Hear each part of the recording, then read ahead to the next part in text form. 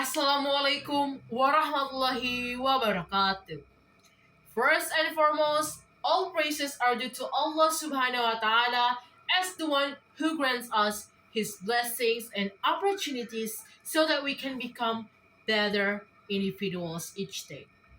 Secondly, may salawat and salutations always be sent upon our beloved Prophet Muhammad sallallahu alaihi wasallam, along with his family, companions, and those who follow his guidance until the day of judgment.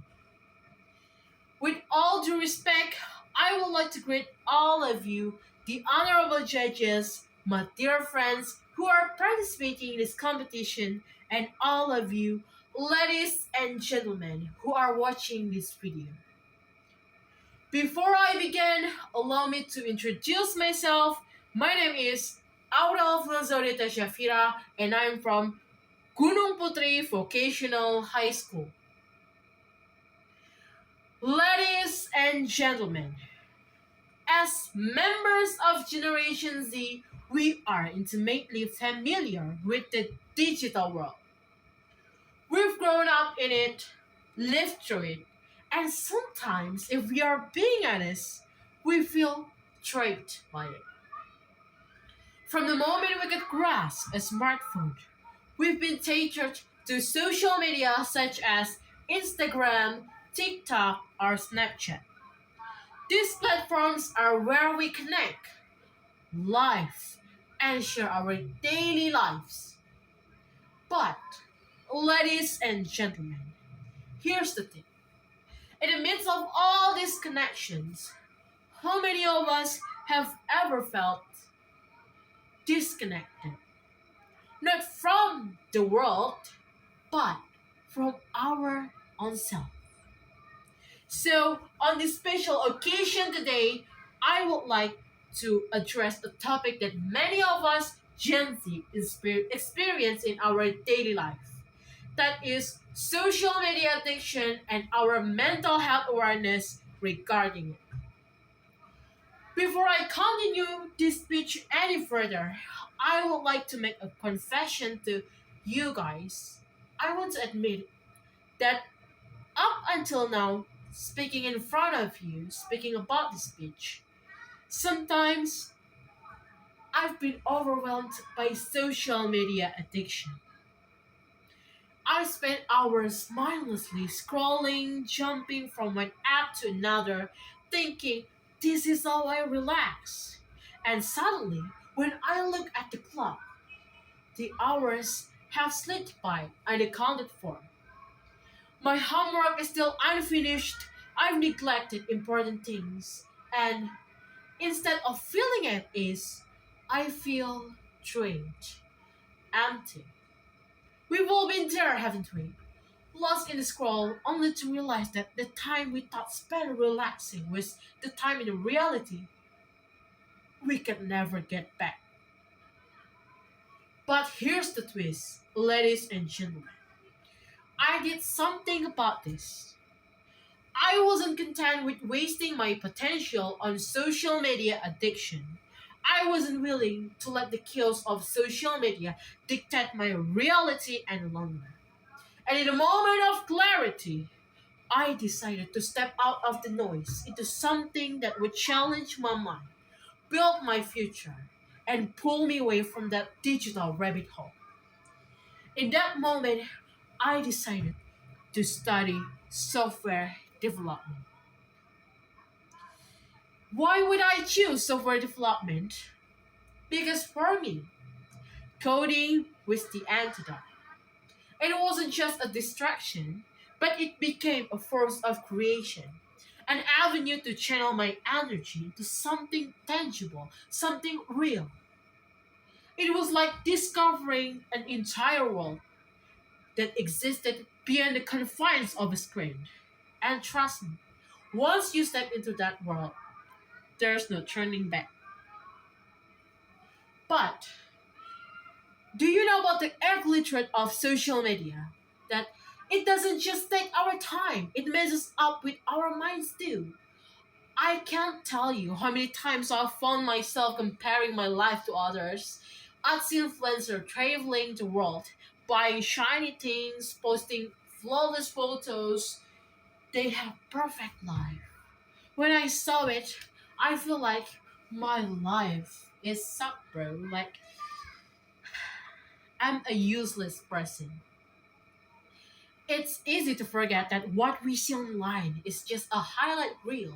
People don't post their struggle, people don't post their failures, but in the quiet of our own thoughts, we compare ourselves to this illusion and we fall short. And there would come the pressure to perform to look a certain way, to present a life that's picture perfect. We check how many likes we got, how many people commented. It's exhausting, isn't it? The cons need to be on for the world to sell an image of ourselves that may not even align with who we really are. But let me tell you something. Maybe there is hope. We can break free from this cycle. And I will tell you how. The first thing is by acknowledging the problem. Recognizing that social media is not our enemy, actually, but the way we use it. That's where the problem lies. Ask yourself, am I using social media or is it that social media using me? It's a simple question, but the answer can change everything. And the second is setting boundaries. We need boundaries, and they don't have to be drastic. We can start with small steps, just like turning off notifications, setting screen time limits, and perhaps, most importantly, putting a phone away an hour before bedtime.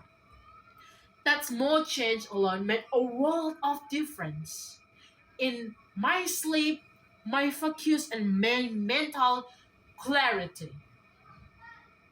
And we have to remember that we have to focusing on real life. I began to reclaim my time, spending it doing things that brought me true joy, like reading, exercising, hanging out with friends in real life.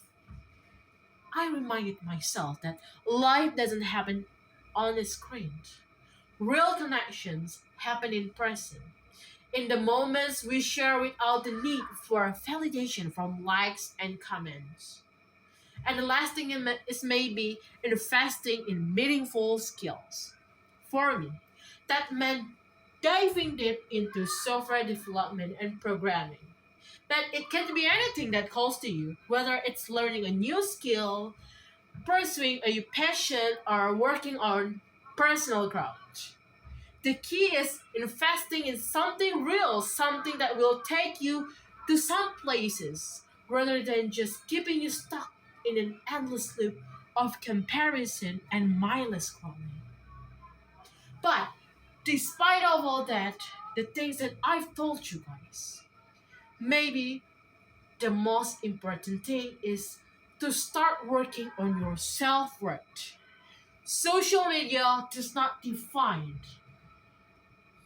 who you really are. Likes, followers, shares, none of them determines your value. You do. And when you believe that, when you internalize that truth, nothing online will ever have the power to make you feel less than. And in closing, let me remind you of something powerful. Our generation has limitless potential. We are creators, we are innovators, and we are thinkers. Social media can be a tool for good. It can connect us, inspire us, and even teach us. But we must choose how we use it. We cannot allow it to consume us because when we let it, it will steal not only our time, but our peace, our happiness, and our true self. So, with that, we've come to the end of my speech today. I would like to thank you all for listening. May you find balance, clarity, and peace in this digital age. Remember, be wise, be smart in this world of the seed era. Wassalamualaikum warahmatullahi wabarakatuh.